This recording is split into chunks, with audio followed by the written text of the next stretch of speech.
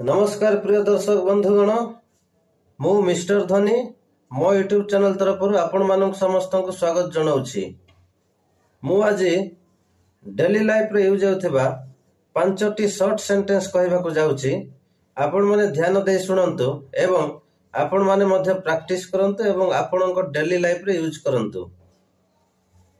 चलंतु start करिबा। मो कथा सुनो, लिसन टू मी। मो कथा सुनो, लिसन टू मी। मते मेसेज करो, टेक्स्ट मी। मते मेसेज करो, टेक्स्ट मी। मते दियो, गिव मी। मते दियो, गिव मी।